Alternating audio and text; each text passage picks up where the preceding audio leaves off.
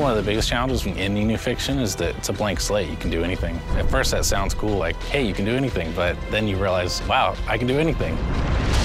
And you gotta give yourself rules, you gotta come up with something that makes sense, stuff has to be together, fiction has to not contradict itself. Suddenly you realize that that blank slate's a lot more work than it initially seems it'll be.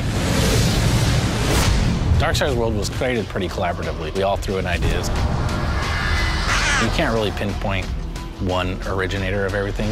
As far as how the world plays, all the NPCs, all the different factions and fiction and stuff like that, that was kind of collaboratively made throughout the team. The story of Darksiders is pretty deep, and we haven't actually fully revealed why the apocalypse happened. In a nutshell, you learn that there are forces between heaven and hell that are vying for control of Earth and certain other resources that lie somewhere between the two realms. And the Horsemen are caught up in the middle because they are ultimately the ones who are responsible for beginning and ending worlds. In the first Darksiders, one of the Horsemen, War, gets framed for destroying Earth. There's a conspiracy between heaven and hell.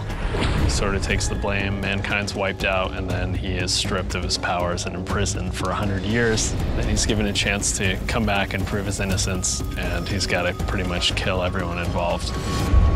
The first game ended in very epic fashion. It was one of the things that players really seemed like the most was that moment when War says, "No, not alone," and you see the broken seal and the comets coming in behind him.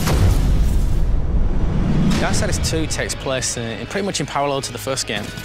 In the time that War is imprisoned by the Council, it kind of happens in that 100 years. The deaths kind of on challenge kind of kicks off in that sort of time. Because there's such a conspiracy and we don't know who all the players are, Death doesn't have any chance of proving his brother's innocence. He knows it'll just be covered up, so he just decides to undo the crime. I think the thing that Death finds through this whole trip is redemption. I mean, he's carrying a big weight on his shoulders all the way through the game, and, you know, it's kind of revealed to the player what sort of weight that he's actually carrying with him, both physically and mentally. The hardest part was getting it to the point where we knew we were making something special, but once we got there, we were off to the races. We knew it was going to be good.